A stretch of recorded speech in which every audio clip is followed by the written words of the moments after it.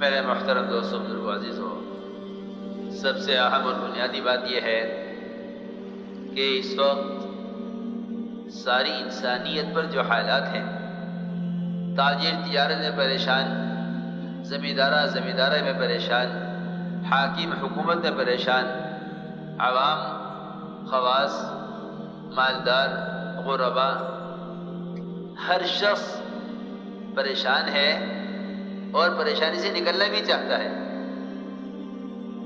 پریشانی سے نکلنا بھی چاہتا ہے، لیکن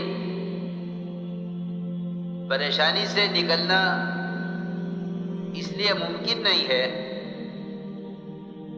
پریشانی سے نکلنا اس لیے ممکن نہیں ہے کہ مسلمان اپنے اور ساری انسانیت کے مسائل کے حل کو اپنے علاوہ دوسری شکلوں میں تلاش کر رہا ہے، اپنے علاوہ دوسری شکلوں میں تلاش کر رہا ہے۔ اللہ تعالیٰ نے سب سے پہلے اس کا حکم دیا تھا کہ اپنے آپ میں غور کرو، اپنے آپ میں غور کرو، تمہارے مسائل کا باہر کی شکلوں سے کوئی تعلق نہیں ہے، مسائل کے بننے یا بگڑنے کا اس کا براہ راست تعلق مومن کے اپنے عمل سے ہے، باہر کی شکلوں سے مسائل کے بننے بگڑنے کا کوئی تعلق نہیں، اس لیے کہ اصل کائنات خود مسلمان ہے، اصل کائنات خود مسلمان ہے۔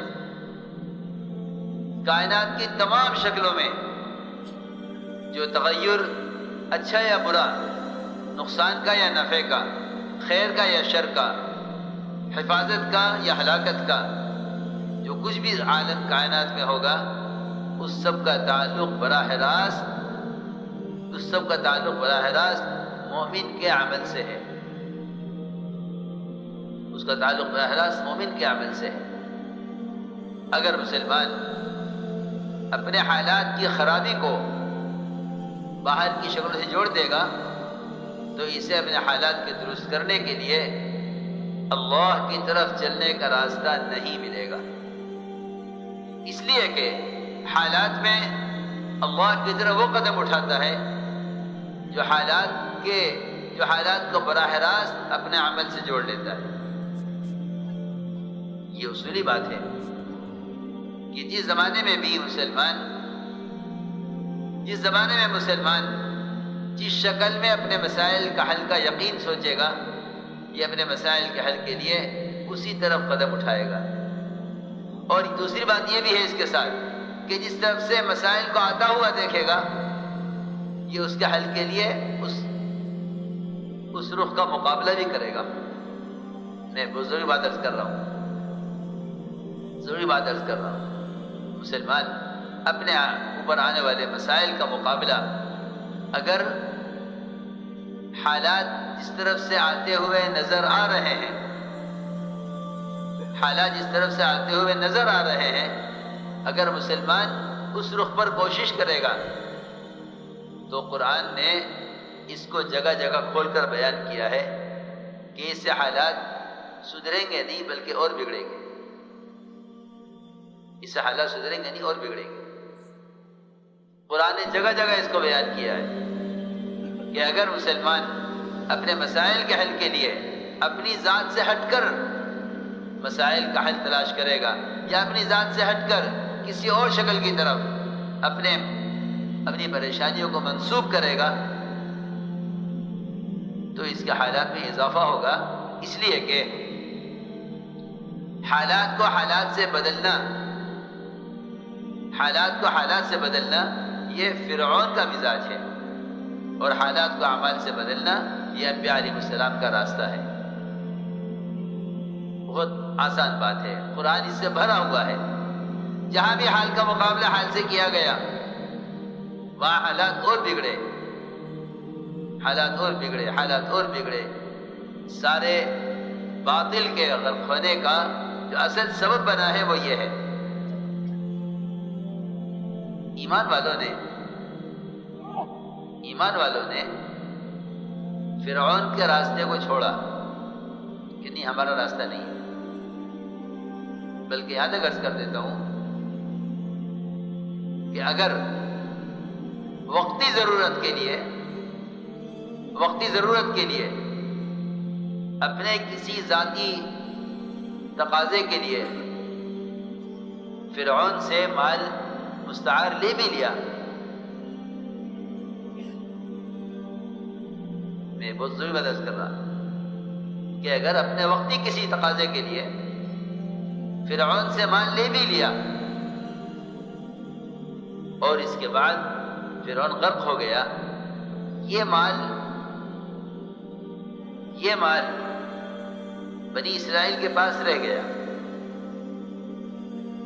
بہت توجہ سے بات سنو، یہ مال بنی اسرائیل کے پاس رہ گیا اور خیال تھا کہ واپس کریں گے، لیکن یہ مال بنی اسرائیل کے پاس رہ گیا.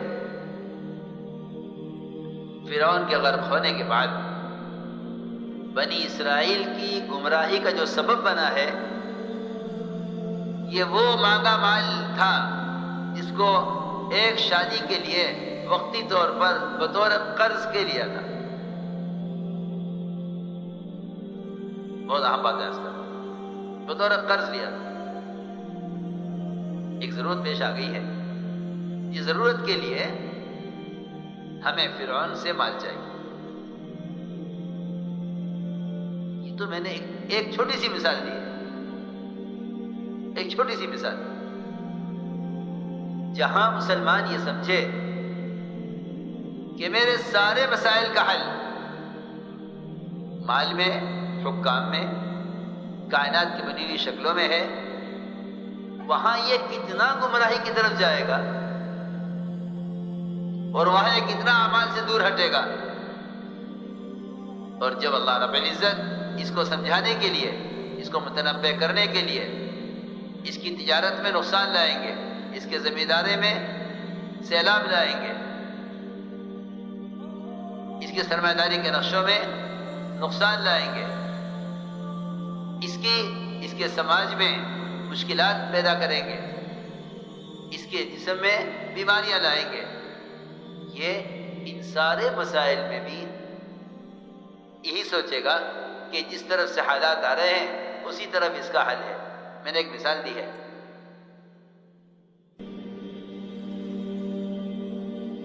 کہ جہاں صرف ایک شادی کی ضرورت کے لیے قرض لیا،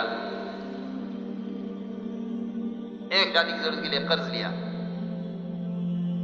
وہاں اللہ نے دکھلا دیا کہ بنی اسرائیل کی اکثریت کے بچڑے کی عبادت پر جمع ہونے کا جو اصل سبب بنا ہے، یہ وہ مال ہے جو مال بطور قرض لیا گیا تھا فرعونیوں سے بنی اسرائیل میں ایک شادی کرنے کے لیے. یہ میں نے ایک مثال دی ہے کہ اگر تم نے اپنے مسائل کا حل باہر کی شکلوں میں تلاش کیا یا غیروں کے مال میں تلاش کیا تو یہ مال گمراہی کا سبب بنے گا. یہ میں نے ایک مثال عرض کی ہے. جہاں مسلمان یہ سمجھے کہ میرے سارے مسائل کا حل ہی مال میں ہے اور میرے سارے مسائل کا حل ہی غیروں کے ہاتھ میں ہے، وہاں مسلمان گمراہی سے کیسے بچ سکے گا؟ سنو، یہ تو وہ مال تھا جو واپس کرنا تھا اور رہ گیا. قرآن نے کھول کے بیان کیا اس کو کہ بنی اسرائیل کی گمراہی کا سبب وہ مال بنا ہے جو مال ایک شادی کے لیے مستعار بطور قرض لیا گیا تھا، واپس کرنا تھا، لیکن وہ واپس نہیں ہو سکا. یہ میں نے ایک مثال دی. اس لیے میرے دوستوں، بزرگوں، عزیزوں، سب سے اہم بنیادی بات یہ ہے کہ مسلمان چھوٹے سے چھوٹے مسئلے کا حل اور چھوٹے سے چھوٹی پریشانی کا سبب وہ اپنی بدن سے نکلنے والے اعمال میں تلاش کرے. حضور اکرم صلی اللہ علیہ وسلم نے اپنے صحابہ کو اتنا سکھلایا تھا کہ اگر چھوٹی سی کوئی بات پیش آتی تھی تو فوراً اپنی بدعملی کی طرف نظر جاتی تھی. ایک صحابی ہے، ان کی نظر پڑی ایک عورت پر. جیسے عورت پر نظر پڑی، عورت نے کہا اسلام آ گیا ہے. کیا مطلب اسلام آ گیا؟ یہ نہیں کہا پردے کا حکم آ گیا، یہ نہیں کہا پردے کا حکم آ گیا، کہا اسلام آ گیا. اس لیے کہ وہاں اسلام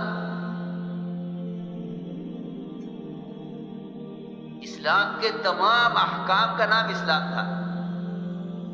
تمام اسلام کے تمام جزیات، تمام احکام، چاہے وہ معاشرے کی لائن کا ہو، عبادت کی لائن کا ہو، معاملات کی لائن کا ہو، اخلاق کی لائن کا ہو، نے کہا اسلام آ گیا.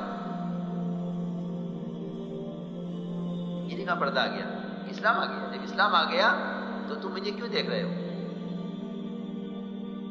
جی ہاں، معاشرے کی پاکیزگی ایسی تھی کہ عورت نے فوراً کہا یہ مت دیکھو، اسلام آ گیا.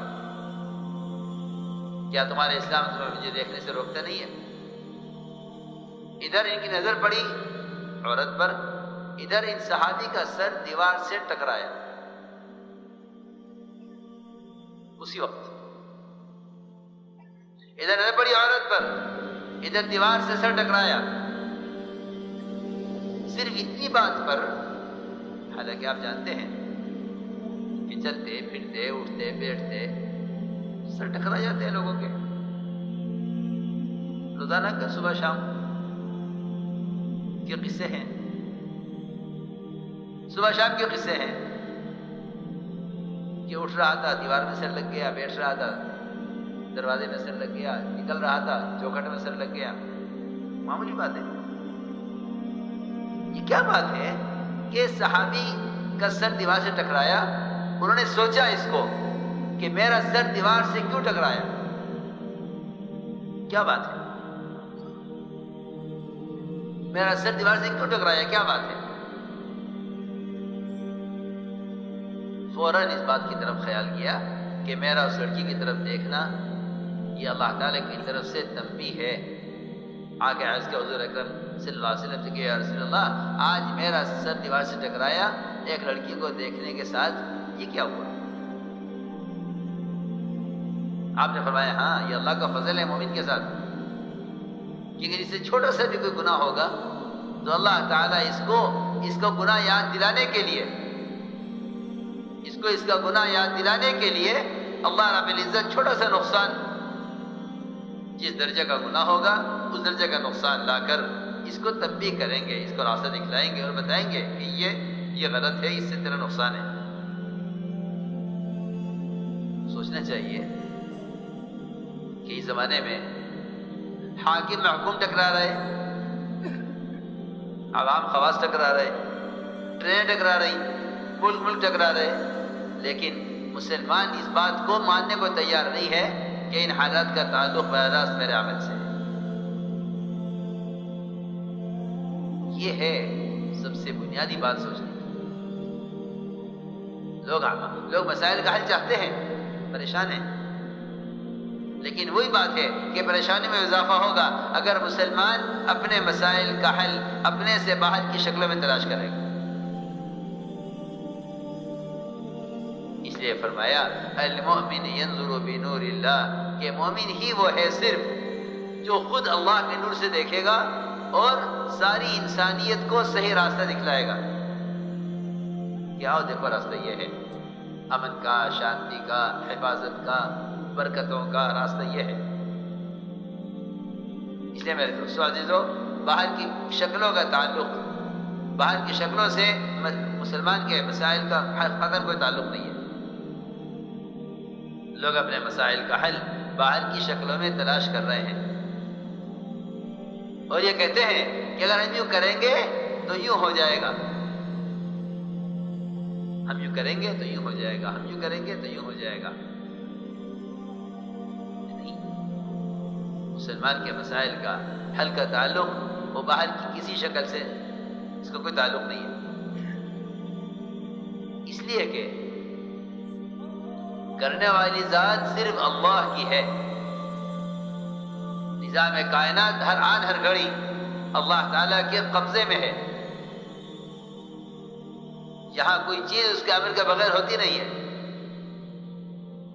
اس سے اندازہ کرنا چاہیے کہ ایک پتا درخت سے سوکھ کر گرنے میں اللہ کے حکم کا اتنا ہی منتظر ہے جتنا اسرافیل سور پھونکنے میں سارے تمام عالموں کو تباہ کرنے کے لیے اللہ تعالیٰ کے حکم کا منتظر ہیں. اتنا ہی یہ درخت کا پتا درخت سے گرنے میں اللہ کے حکم کا منتظر ہے. ایسا نہیں ہے کہ نعوذ باللہ اللہ تعالیٰ بنا کے فارغ ہو گئے ہیں, اب کائنات کا نظام کائنات سے چل رہا ہے. نہیں, بالکل نہیں. کائنات کا نظام کائنات سے چل رہا ہے, یہ دہریت ہے, ایمان نہیں ہے. نظام کائنات کا کائنات سے کوئی تعلق نہیں. نظام کائنات کا تعلق براہ راست خالق کائنات سے ہے.